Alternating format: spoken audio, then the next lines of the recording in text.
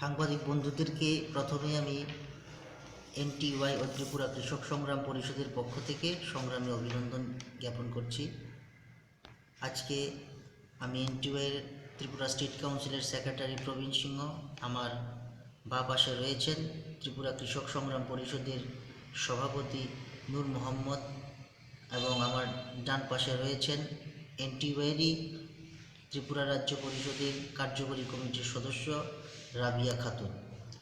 তো আপনারা হয়তো অবগত আছেন, সারা ভারতব্যাপী বিভিন্ন শ্রমিক সংগঠনগুলো এবং কৃষক সংগঠনগুলো যৌথভাবে বন্ধ ডেকেছে আগামী 26 নভেম্বর সারা ভারতব্যাপী ধর্মঘট। সেই ধর্মঘটকে সমর্থন করে, কৃষকদের শ্রমিকদের সেই লড়াইকে সমর্থন করে আমরা গত 18 তারিখে আগরতলার সার্কিট হাউসে গান্ধী মূর্তির পাদদেশে একটি স্ট্রিট কর্নার মিটিং করার সিদ্ধান্ত নিয়েছিলাম। আমরা সেই মোতাবেক আমরা এনসিসি থানায় একটি পারমিশনের জন্য আমরা চিঠিও দিয়েছিলাম, কিন্তু এনসিসি থানা কর্তৃপক্ষ আমাদের পারমিশন দেয়নি। ল অ্যান্ড অর্ডারের সিচুয়েশন হ্যাম্পার হবে বলে আমাদেরকে পারমিশন দেয়নি। তো আমরা বাধ্য হয়েছি এই প্রেস কনফারেন্স করতে। তো এই প্রেস কনফারেন্সের মাধ্যমে আমরা আগামী 26 নভেম্বর শ্রমিক কৃষকদের যে বন্ধ, সেই বন্ধকে সমর্থন জানাচ্ছি এবং সেই বন্ধকে সর্বতোভাবে সমর্থন করার জন্য এই রাজ্যের, এই দেশের বিভিন্ন প্রান্তের গণতান্ত্রিক এবং ধর্মনিরপেক্ষ মানুষকে আহ্বান জানাচ্ছি।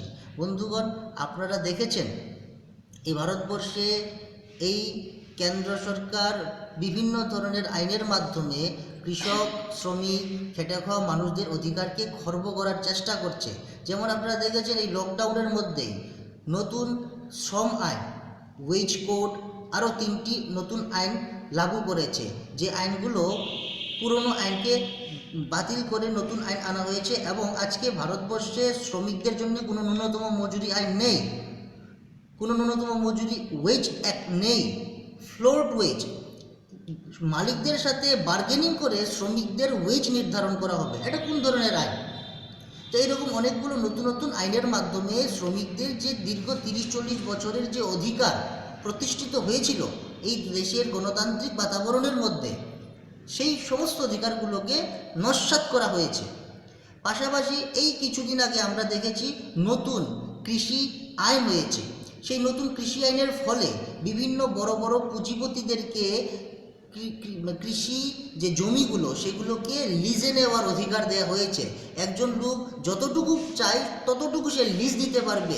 এর ফলে কি হলো বন্ধুগণ, আজ থেকে প্রায় 50-60 বছর আগে আমরা যে সামন্ত যুগকে নস্যাৎ করে দিয়ে, যে সামন্ত যুগ থেকে বেরিয়ে এসে আমরা গণতান্ত্রিক যুগে পা দিয়েছি, সেই সামন্ত যুগে আমরা আবার চলে যাওয়ার জন্য রাস্তা করছি। সেটা একজন মানুষ ইচ্ছা মতো জায়গা কিনতে পারবে, সেখানে শ্রমিকদেরকে